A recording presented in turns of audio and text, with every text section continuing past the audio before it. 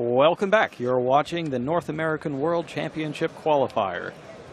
Today, well, in this round, we're in round 4 of 9, and we are bringing back Terrence Kinsley, who is still undefeated since May, when he went undefeated 16-0 at the 150th YCS in Columbus. Yeah, that's quite a feat, especially in a format like this. And looks like his opponent is Bradley Dalton using a Spiritual Beast deck, Ritual Beast. Kinsley is still running Nekroz, but he's made some advancements since the last time around. A lot of it seems to be a bit in response to the sudden spree of Secret Village of the Spellcasters that was revealed slightly before the event. Yeah, he's also using the Armageddon Knight package, which we didn't see in his deck before, I believe. Right, it's very different. Yeah, that's a new addition. So he's able to use Shaddoll Dragon along with Farfu Male Branch of the Burning Abyss with Armageddon Knight searchable via reinforcement of the army to deal with opposing problem monsters and problem spell and traps. And then he also has Great Sorcerer of the Nekroz as a way to combat Secret Village of the Spellcasters, as well as help his combos turn 1 with Nekroz of Valkyris and Shirt Strategist of the Nekroz. Besides that, though, Kinsley is playing, let's see, he's geared towards the mirror match, clearly. He has 3 Shared Ride in his main deck. And besides that, the list seems fairly standard. He's including Decisive Armor and Nekroz of Gungnir. Decisive Armor has kind of fallen out of favor as of late, hasn't it? I don't think I've seen it in months. I actually think recently it has spiked in popularity along with Nekroz of Gungnir. Bradley Dalton's deck is interesting because he's playing 3 copies of Multiple Destruction. Oh, yeah. That's new from the Battle City Duels pack that came out last week. You can use it to essentially flip the first turn advantage between players at the cost of a significant number of life points. But also in the Ritual Beast deck, since you add so many cards that you don't necessarily need to your hand, you can get rid of them a lot and just recycle your hand, refresh it, as long as you have the life points. Yeah, we'll see how that works out.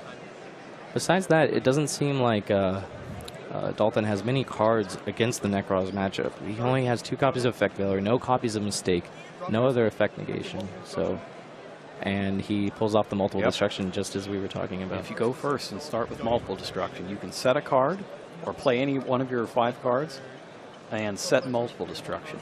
And then on your opponent's draw phase, you flip it face up, and your opponent is forced to swap their 6-card hand for a new 5-card hand, whereas your current 3-card hand turns back into a 5-card hand, essentially flipping the first turn advantage. Instead of drawing 6, you draw 5, set 2, and spend 2 to get 3 back, and your opponent just loses a card. Yeah, that's actually very, We at first I thought the effect would end up resulting similar to Drastic Drop-Off or something like that, that would just take a card out of Kinsley's hand, but I didn't realize it also refreshed Dalton's hand. So yeah, drawing a fresh 5 is really nice, and it doesn't put a card into Kinsley's graveyard, whereas cards like Drastic Drop-Off or Drop-Off would. So yeah, now Kinsley's hand looks... I saw before he had 2 copies of Senju, but now I'm not even sure if he has any copies of... It looks like 2... Oh, okay, yeah, he still has a Manju, so that's fine. But... yeah, his hand's still strong enough where I think he'll be fine. And Dalton seems pretty happy. Yeah, I think I missed that Dalton also plays 2 copies of Mind Crush. So I guess against Nekroz he has 2 Effect Veiler, 2 Mind Crush, which is not the most dedication to trying to sway the matchup as we've seen before, especially with Drell's deck last round making copies of Mistake, etc. But an Effect Veiler on Manju also just depleting another resource for Kinsley. And yeah, that's all Kinsley's got. That's unfortunate. And now with a full 6, or no, 5 because of the Effect Veiler, Dalton has... This is a good position for Dalton, because Ritual Beast, if you get the right hand, can really just go off in 1 turn and beat you. Yeah. And in this case, because he used Multiple Destruction, there's no Nekroz cards in Kinsley's graveyard. So if his hand is good enough, he could win right now. Yeah, without because dealing with Valkyris. Yeah. Let's see what happens. It looks like he summoned Elder to then get an additional summon for Rampengu, and then use Rampengu to send Paleo? Yes, Apelio. Apelio. With the extra, rather, Rampengu attacks, it looks like. Yeah. Yes, Rampengu attacks along with the Elder, and now they're both being banished to bring out Altacanahawk. 2 of them go back. and so does the Kanahawk. And it brings both Rampengu and the Elder back into play. Search for any Ritual Beast card. And those get Steeds. And Steeds destroys your opponent's cards up to the number of Ritual Beast, or specifically monsters? Monsters. Okay. Monsters. Non-targeting mass monster removal you can activate at any time is pretty good. Yeah, very strong card, especially alongside the other trap card, Ritual Beast Ambush. This time, Ulti Apelio is the card banished for Rampengu, and that lets Dalton send one of Ritual Beast's Tamers from his deck to the graveyard. In this case, he sent Wendy. And they are banished again for Kanahawk. So we go get Ritual Beast Ambush. That's the trap that summons a Spiritual Beast and a Ritual Beast Tamer. 2 more cards. Play is back to Kinsley.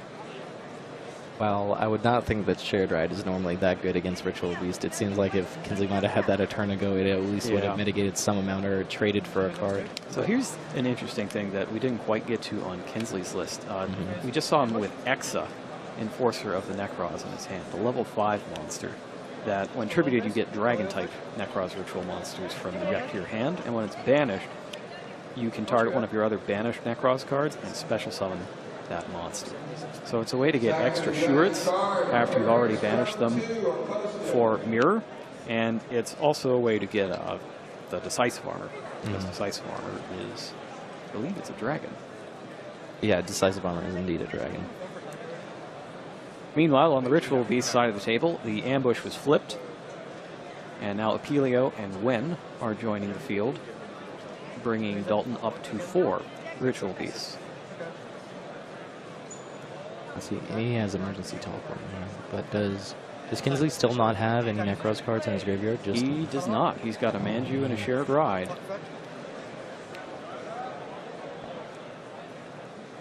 Kanahawk is up next. And I'm getting the feeling here that Dalton doesn't really care how many cards Kinsley draws, because at this point the goal is do 8,000. Yeah, I believe Shared Ride was actually destroyed by Mystical Space Typhoon. Yeah. So even if Kinsley had it a turn before that, I'm pretty sure the Mystical Space Typhoon would have caught it, assuming it was still set. So that it would. So 3 Shared Ride, we didn't really see a whole lot of that a month ago, but now it's all back. Yeah, Shared Ride is by far the most popular main deck card in Nekroz for the Nekroz Mirror. Duelists have actually been straying away from Maxi for a few reasons. One being the combo with Droll and Lockbird and Artifact Durandal. So for those of you that don't know at home, basically, in response to Durandal summon, or Durandal gets summoned. Correct. Your opponent will draw a card from Maxi. Yes. And then in the window, in response to them drawing a card, you can activate Durandal's Chainlink 1, and then chain Droll and Lockbird as Chainlink 2 because it's a quick effect and doesn't have to respond directly to the card drawing. So you can basically have both players shuffle back their hands and draw no cards. So you're in the lead in that case because you're the one with the 2,400 attack monster on the field. Exactly. And like normally Maxi, or this whole entire format actually, Maxi has just been one of the best cards against Nekroz because especially in the mirror match, when you catch them when they go Kaleidoscope into Nekroz of Unicore to search to try to do a stronger play, and you Maxi them, normally they can get, if you have to stop, you're getting punished by cards like Nekroz of Trishula, etc. But having that combo with Droll and Lockbird allows you to go work through that. So because of that, I think a lot of duels have been, like, while Maxi was a strong card, it's very scary thinking that, like, the most optimal situation gets punished so badly by Droll and Lockbird, because in addition to the 2,400, they can keep on special summoning more, make a whole field, set all their spells, and then shuffle back your hand. So it doesn't matter how many cards you draw off Maxi, because Durandal's going to get rid of them all anyway. It's almost a lot like the whole multiple destruction thing, except it straight up wins you the game instead of just really messing with your opponent. Yeah, exactly. And Kinsley had enough after he saw the 5 Ritual Beasts come into play, and we are currently side decking for the second duel with Dalton up 1-0 and Kinsley's 2-event unbeaten streak on the line. Yeah, it would be very unfortunate that that gets ruined by Ritual Beast here. Another funny thing is that I believe both duelists have Artifact Lancia on their side, and I think they're both bringing it in for this matchup because Artifact Lancia is quite effective against Ritual Beast just as a way to stop them from fusion summoning for that turn. So even though Ritual Beast isn't exactly popular enough for a lot of duels to take into consideration when building their decks, the fact that Artifact Lancia, which is so good against the Nekroz, which is the most represented deck, also deals with Ritual Beast. You probably also want Royal Decree if you've got it. Oh, in yes. this particular matchup, because the traps from Ritual Beasts are so devastating. Yeah, both Danko Seka and Royal Decree are very, very strong against Ritual Beast because of Steeds and Ambush. Steeds, Ambush, and in this case, you got your Mind Crushes and multiple destructions as well. Yeah. I wonder how many people are actually playing multiple destruction. Yeah, this is actually the first list I've seen that uses multiple destruction that isn't a combo deck trying to do the Drone Lockbird thing or something. Right. A little, like, this seems like the most quote-unquote fair way to play multiple destruction. You're just trying to trade you know, your 3 cards for 5 and then reduce their hand by 1. He has no like real weird tricks or anything. So that's pretty neat. I like it though. When I check the lists all after this event, I'm definitely going to check to see how many people are running it. Yeah. Out of the Duels Pack Battle City, I think that along with Jurgito. Yeah, Jurgito is my favorite. Yeah, I really like how it works with the Heroic Challenger Assault Halberd. Yes. And then when Perform Age Trick Clown comes out next set, that whole deck gets a lot stronger. Yeah, my whole thing with like a lot of these level 4 monster decks is that they aren't playing enough monsters and not enough ways to summon them. So I think Jurgito helps fix that sort of thing. Yeah. And things like Teller Knights, even if you're playing the the Assault Halberd version of it. So you can just go Halberd, Deneb, Jurgito all in the same turn. That still gets you 3 and a lot of damage. Yeah. As long as making your Xyz or whatever you're trying to do before the battle phase doesn't matter that much, it seems like Jurgito is just a strict upgrade to cards like Kageto Kage, which provide you with a similar effect, but not the upside of being able to pump a monster during battle or save yourself during a battle like Jurgito does. Getting the 1,000 life points is pretty big, Yeah. too, especially given decks like Ritual Beasts. And a lot of the times when Nekroz plays against things that aren't Nekroz, the goal is to just blow them out of the water before they have a chance to get to their trap cards to stop you. So having extra life points, any extra life points, even if it's from your opponent's Upstart Goblin, which I notice a lot that people aren't playing anymore. Indeed. That's big. Even though that Bradley Dalton is actually playing 3 copies of Upstart Goblin in his deck, so that's a little funny. Dalton is, but Kinsley is not. We've started the second duel off with exactly that, Upstart Goblin. There it is. And it looks like that Dalton's going into the Tank Ferment to consider his options. Yeah, this is definitely a deck where you would want the draw acceleration, especially if you're doing something like running multiple destruction. Exactly, yeah. If it's that important to get for your turn 1, then you most definitely want to find it as soon as you can. That's the one time that Upstart Goblin I think is really important. And combo strategies are strategies where you really need one card to get ahead, I think. Those are the best decks for Upstart Goblin. Rampengu is the first play, Spiritual Beast Rampengu. And he goes to his extra deck to banish Ulti Apelio. That'll get the regular Apelio from deck Graveyard. And then he's got Emergency Teleport for the Elder. Yeah, I was very surprised to not see Dro Winston last round playing Emergency Teleport, because that seems like one of the strongest cards in this deck, just flat out acceleration and card choice. That's part of why I wanted to see that matchup, because he went 2-0 so far and defeated David Keener in round 2, who's a previous runner-up at the World Championship qualifier. And the World Championship itself. And the World Championship itself that same year. So you figure there might be something there, but I guess it didn't pan out. Yeah. I think probably with what happened that he ended up removing Emergency Teleport for just more like hate cards against Nekroz like Mistake, and then and probably tried to just slow them down rather than speed himself up. But then you sacrifice points against the other decks in the meta like Teller Knight. Actually, game 1 Mistake, even though he caught his opponent with Reinforcement of the Army, it still didn't end up well. So, but then we saw Dalton just here do the... He searched for a Ritual Beast Ambush and set 3. And now play is up to Kinsley, who's got a pair of Mystical Space Typhoons, but not a whole lot else. The Brianak could get him, say, Assure It, which might be useful. Yeah. What's it? The spell next to... Let's see. 2 MSTs, Nekroz Cycle, Shadow Dragon, Brianak, and Gungnir. Yeah. It's an awkward hand. Yeah. It's strange because normally you'd want to hold your Mystical Space Typhoons for continuous cards that might hinder you, but here, if he uses Nekroz or Brianak and his opponent has something like Mind Crush, which Dalton plays 2 of, it's actually not the best to hold it, but it looks like he's... Shadow Dragon makes a successful attack on Kanahawk. Yeah. From here, he can actually go search Nekroz of Shrit. If he wants to go very aggressive, he can add Nekroz of Shrit, cycle back the Nekroz of Bionic Tributing Shrit, and then search Clawsloss from the Shrit. Use Clawsloss to find Nekroz Mirror, and then activate Nekroz Mirror, banishing the Shrit to summon Gungnir. But he can also banish the Shrit and tribute the Shaddoll Dragon to summon the Gungnir to destroy another spell and trap. And this is actually a fairly safe play, since he has both Mystical Space Typhoons. If he starts to make that play and he sees his opponent flip the ambush to try to get his monsters on board for a Steeds, he can Mystical Space Typhoon both of the other cards in response to the ambush. Yeah, and what's so good about that is also he doesn't need to tribute the Shaddoll Dragon at the end, now knowing that his opponent has no backer, so he's able to keep the 1900 around. In this case, Nekroz cycle is negated by Solemn Warning.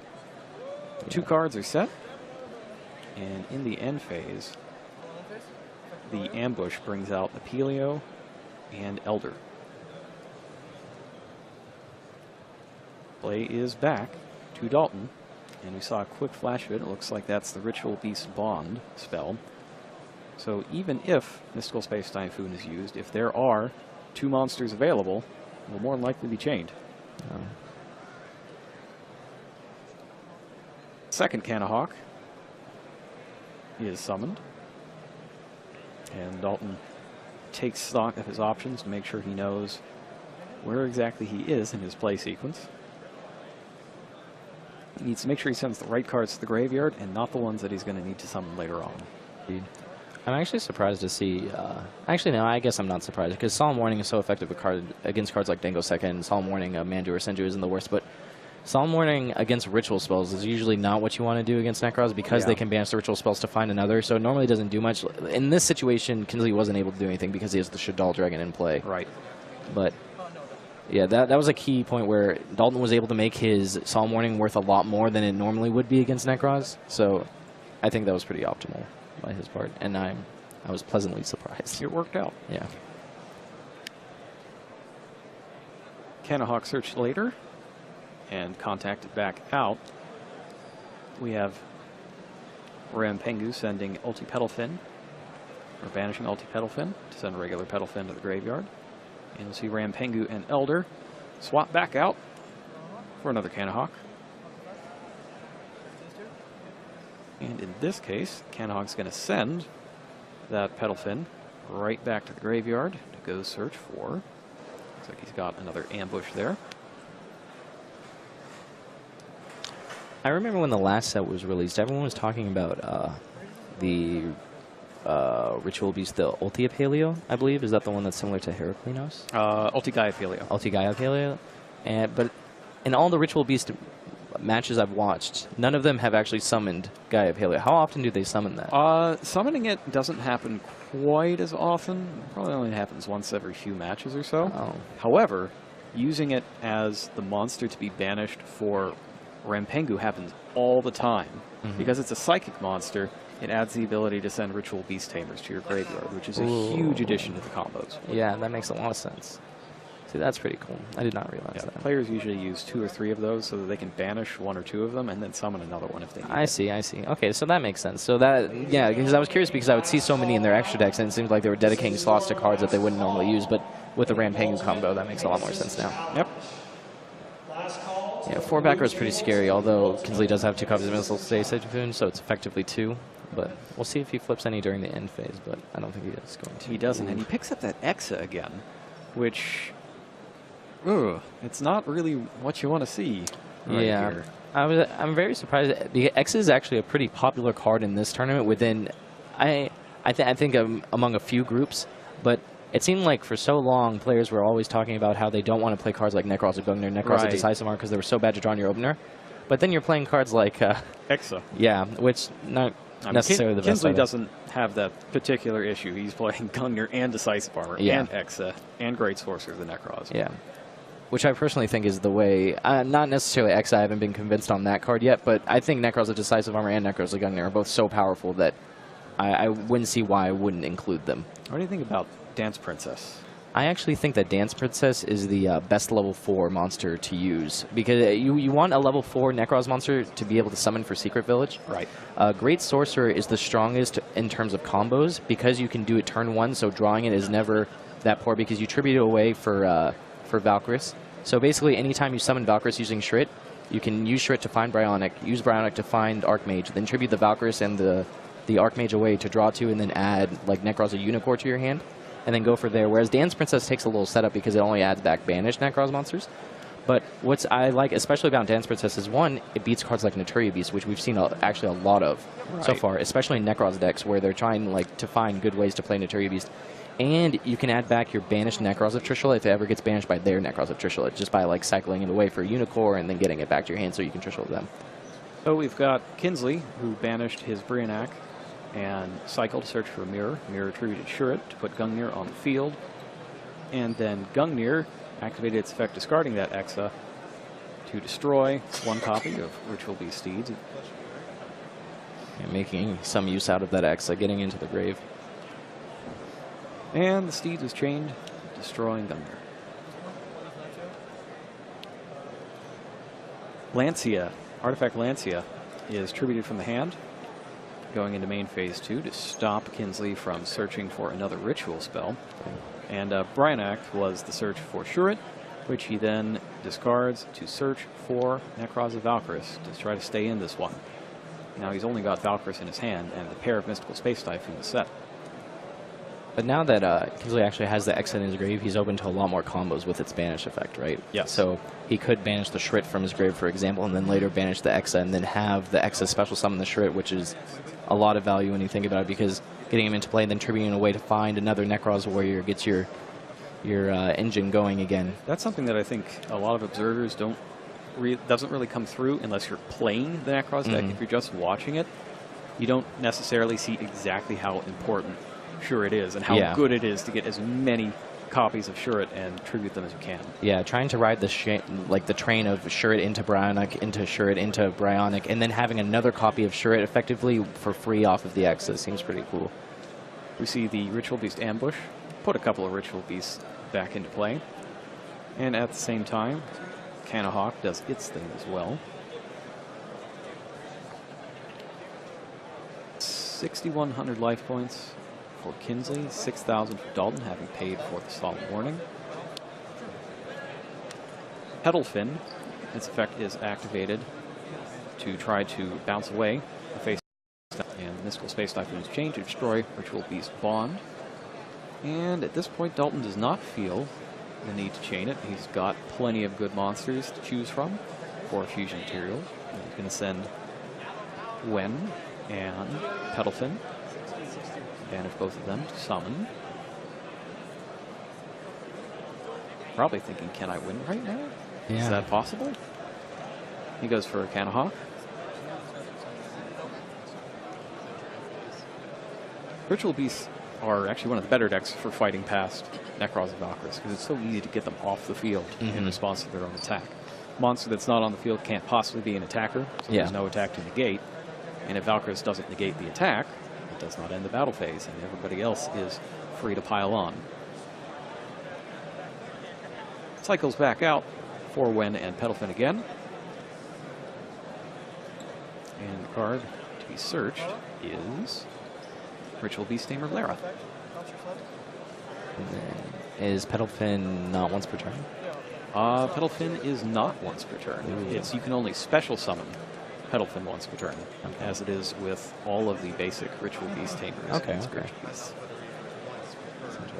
So he bounces the second Mystical Space Typhoon off the field. And this time, Apelio and Elder are being banished to summon its Canahawk. Yeah, we can't help but see Kinsley smile a little bit here. I think he realizes the writing's on the wall, and to have his undefeated streak, and especially on camera, but probably not on camera where he expected it to end. You know what I mean? So this is it. But it's cool watching the Ritual Beast deck do its thing effectively, especially beating Nekroz without relying on cards like Mistake or just trying to beat them with a single card in order to take over the game so they can't function. But this is like actually what Ritual Beast does best, and it's able to combat with Nekroz. That it does. Yeah. And he's going to go ahead and pump everybody up with Apelio. He's getting ready to just pile on as much damage as he can while he's got the chance. Because the thing about Nekroz is that if you don't actually take them out, if their life points don't physically hit 0, you're still in terrible danger of losing, no matter how down they look. Yeah, one card in a Nekroz hand can change everything because you have a graveyard full of ritual spells. If it's a Manju or Senju, you can go into Unicore, Kaleidoscope can search another card, and then keep going from there. You always have to be worried about Nekroz of Trishula. But Nekroz is most definitely one of those decks where one card can just change everything. So Anahawk train continues. And it's back again. This time, Elder and one of the others that I couldn't see are going to the graveyard to search for another Elder. And now Wen and Ulti, yeah, Wen, oh, there you go. There's your Ulti Guy PLO. yep, and that stops Nekroz of Valkyris. Spiritual Beast, it stops anything. Oh. That's the great thing about it. Oh, man.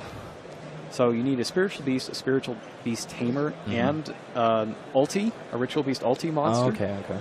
And by their powers combined, they become Heraclino's Crazy Guy, which has just attacked through